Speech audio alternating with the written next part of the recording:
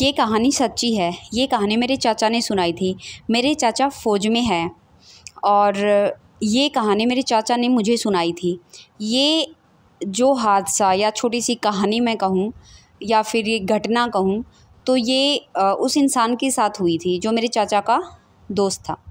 क्या हुआ कि मेरे चाचा का जो दोस्त होता है वो एक बार कोई युद्ध हो रहा था तो उस युद्ध में वो अपने साथियों से बिछुड़ गया और उसे जंगल में जाना पड़ा। अपनी वो जान भी नहीं बचा सकता था। सिचुएशन कुछ ऐसी थी कि अपनी जान बचाने के लिए उसे कुछ दिन जंगल में रहना था और अब उसके पास कुछ भी नहीं है, मतलब ऐसा कोई भी साधन नहीं था जिन साधन के माध्यम से वो अपने साथियों से कांटेक्ट कर सके। अब कुछ दिन उसे 10-12 दिन उसे अकेले बिताने पड़े जंगल में। मेरा जो चाचा है उसका जो दोस्त था उसे बातें करना बहुत पसंद था और उसे ज़्यादा अकेलापन उसे अच्छा नहीं लगता था। जब भी ड्यूटी करके उसकी ड्यूटी ख़त्म होती थी तो वो अपने दोस्तों के साथ या फिर यहाँ वहाँ घूमना फिरना, होटल में जाना, ये सब काम उसे बहुत ज़्यादा पसंद थे। लेकिन अब जीवन में पहली बार ऐसा हुआ था कि वो जंगल में अपनी ड्यूटी के दौरान, यानी कि जब वो युद्ध हो रहा था उस युद्ध के दौरान उस सिचुएशन के कारण जंगल में फंस गया। और अब उसे क्योंकि मुझे एग्जैक्ट नहीं पता वो 10 दिन थे या 12 दिन थे अभी, क्योंकि ये कहानी बहुत पहले सुनाई थी, शायद 7-8 साल पहले। तो लेकिन वो मुझे आज याद आई। ऐसे ही कुछ यूट्यूब पे कुछ वीडियो देख रही थी और जहाँ पर मैं जॉब करती हूँ वहाँ पर कुछ इस तरह की चर्चा चल रही थी कि जब लाइफ में बहुत ज़्यादा अकेलापन हो और जब हम अपनी बातें किसी को शेयर ना कर पाएँ तो हम अपनी बातें किसे कहें। तो मैंने उनसे कहा, इस कहानी के माध्यम से जो आगे मैं कंप्लीट करने वाली हूँ, मैंने उनसे ये कहा कि जब लाइफ में बहुत ज़्यादा अकेलापन हो और हम अपनी बात किसी से ना कह पाएँ तो बहुत से ऐसे लोग इस दुनिया में ऐसे हैं जिन्होंने अकेलापन झेला है, लेकिन ज़रूरी नहीं अब हम अपने अकेलेपन को किसी इंसान से ही शेयर करें। वो कोई जानवर भी हो सकता है, वो कोई वस्तु भी हो सकती है, वो कोई पेड़ पौधा भी हो सकता है। तो एक मैडम को हंसी आई, बोले ये कैसे पॉसिबल है। तो मैंने कहा कि देखो, आप अमेरिका नहीं गए तो इसका मतलब ये तो नहीं कि अमेरिका देश नहीं है। फिर हंसने लगे। फिर उसके बाद मैंने ये कहा कि आप या हम अगर इंसानों से ही बात करना पसंद करते हैं और हमारा ये एक तरीका है बात करने का, तो ये आप और हमारा है। लेकिन इस दुनिया में बहुत से ऐसे लोग हैं जो अपने अकेलेपन में इंसानों के अलावा किसी जीव जंतु से या पेड़ पौधों से बातचीत करके अपने अकेलेपन को दूर करते हैं। तो आगे स्टोरी क्या है? आगे स्टोरी ये है कि जब 10-12 दिन जब मेरे जो चाचा का जो दोस्त है उनको जंगल में रहना पड़ा, तो उन्होंने क्या किया कि एक गड्ढा सा बनाया, उस गड्ढे पे घास फूस डाली और वहाँ पर क्या है कि वहाँ वो एक पेड़ था, मतलब एक पेड़ के पास, तो पेड़ की जो जड़ है ना उस गड्ढे में साफ साफ दिखाई दे रही थी। अब काफ़ी टाइम हो गया था, तो अब वो बंदा क्या करे, क्योंकि अब कुछ दिनों से उसने खाया पिया भी नहीं था। तो वहाँ पर उस बंदे ने अपनी बातें उस जड़ से कहना स्टार्ट कर दी और बड़ी शिद्दत से उन्होंने कहा कि मुझे भूख लग रही है। तो एक तरीके से जो पौधा था, तो वहाँ के जो फ्रूट है वो उस गड्ढे में गिरने लगे। तो कुछ उस गड्ढे में जो फ्रूट गए तो उन्होंने वो फ्रूट खाए। अब 2-3 दिन उन्होंने वो फ्रूट खाए, लेकिन अब 2-3 दिन बीत चुके थे और अब वो मरने वाला था, ऐसे उसके हालात हो चुके थे। तो वो अपनी वाइफ की बातें, पढ़ाई की बातें, बचपन की बातें, दोस्त की बातें और इस तरीके से उस पेड़ पौधों को बहुत सारी बातें बता चुका था। तो अब उसे पता था कि अब शायद उसका जीवन ख़त्म होने वाला है, क्योंकि उसे जब वो भाग रहा था जंगल में तो उसे कुछ चोटें भी आई थी और उसका ब्लड भी काफ़ी हद तक बह चुका था। तो क्या हुआ कि उसने अपने पेड़ से कहा कि शायद अब मैं जीवित ना रहूं और शायद मैं जीवित ना रहूं और किसी को पता भी नहीं चलेगा कि मैं कहाँ पर हूँ, शायद मैं लापता हो जाऊँ। तो इस तरह की उसने कई कहानियाँ उस पेड़ को बताई।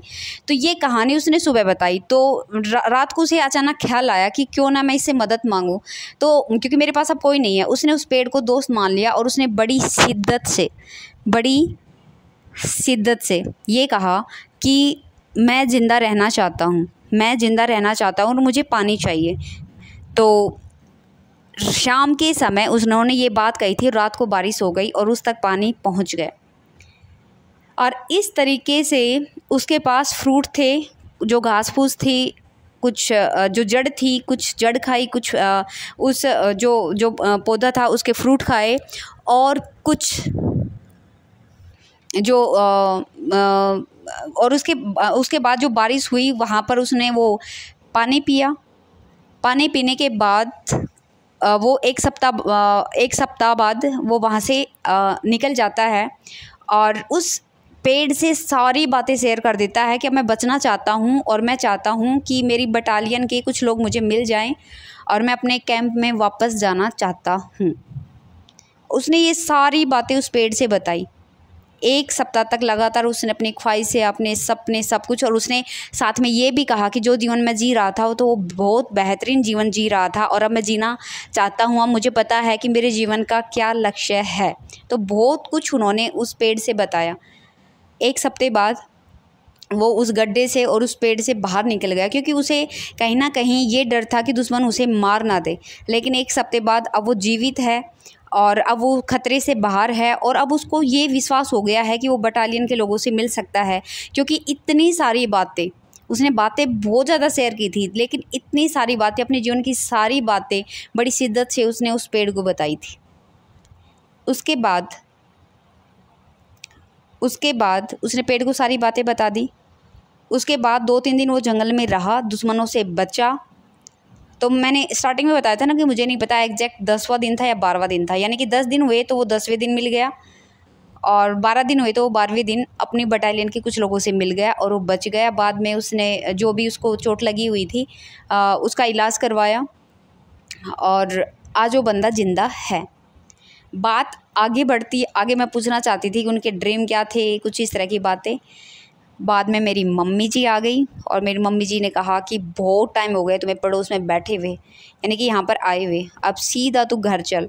और क्या हुआ, मुझे मम्मी की बात माननी पड़ी, क्योंकि मैं शादीशुदा एक लड़की हूँ और मैं अपने मायके गई हुई थी। चाचा ने जो मेरे जिन्होंने ये कहानी सुनाई थी उनका घर थोड़ा दूर पड़ता है और मुझे इस कहानी ने बहुत बहुत ज़्यादा मोटिवेट किया कि फिर उसके बाद मैंने गूगल पर इस तरह की कुछ कहानियाँ देखी भी और आगे टेक्नोलॉजी से रिलेटेड ऐसा कुछ मतलब होने भी वाला है। एक वीडियो में, मुझे एग्जैक्ट नहीं पता, लेकिन एक वीडियो में ये होने वाला, मतलब उस वीडियो में ये बताया गया है कि कुछ ऐसी हाई, मतलब बड़े लेवल पे कोई ऐसी टेक्नोलॉजी आएगी कि जो घर के जो दरवाजे हैं उस दरवाजे को किसी पेड़ की वाइब्रेशन से या जड़ों से कनेक्ट किया जाएगा। मतलब वो मुझे पूरा पता नहीं, लेकिन कहने का मतलब है कि गूगल पर इस तरह की कहानियाँ मुझे मिली।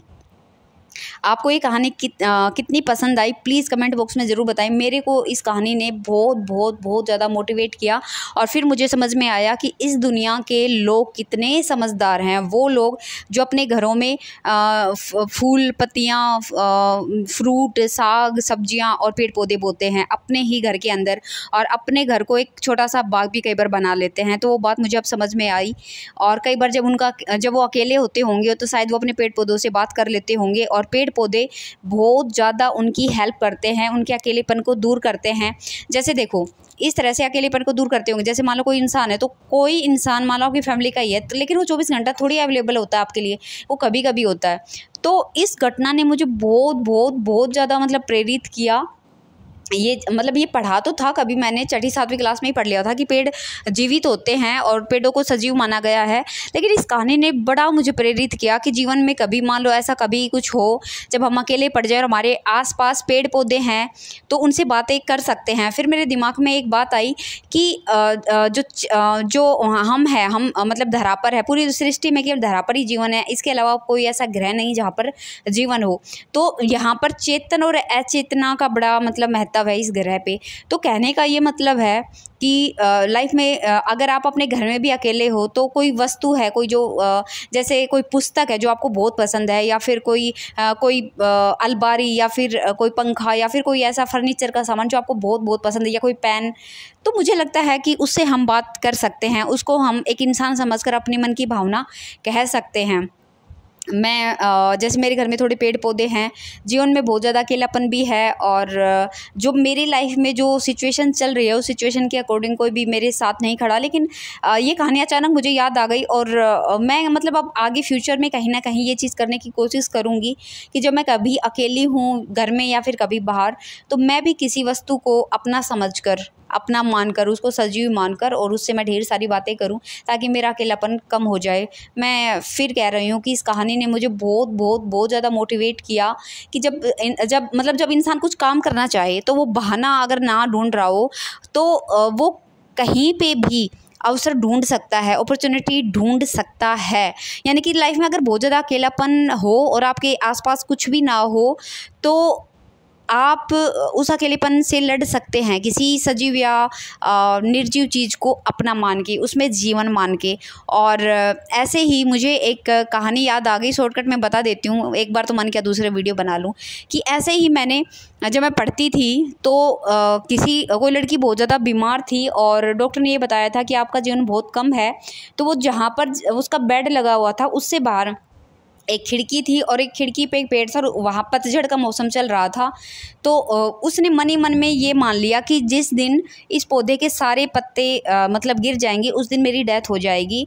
और यकीन मानिए उस कहानी में वो मरने वाली तो पहले थी, लेकिन उसने आखिरी पत्ते तक है ना इंतज़ार किया। और जिस दिन उस जो पौधा होता है, ये कहानी रियल में मैंने पढ़ी हुई है, मतलब जब मैं पढ़ती थी, स्कूल टाइम की बात है, लास्ट टाइम। तो जिस टाइम उस पौधे का लास्ट जो पत्ता है वो गिर जाता है, लास्ट पत्ता जो गिर जाता है, उस समय वो लड़की अब ये सोचती है कि अब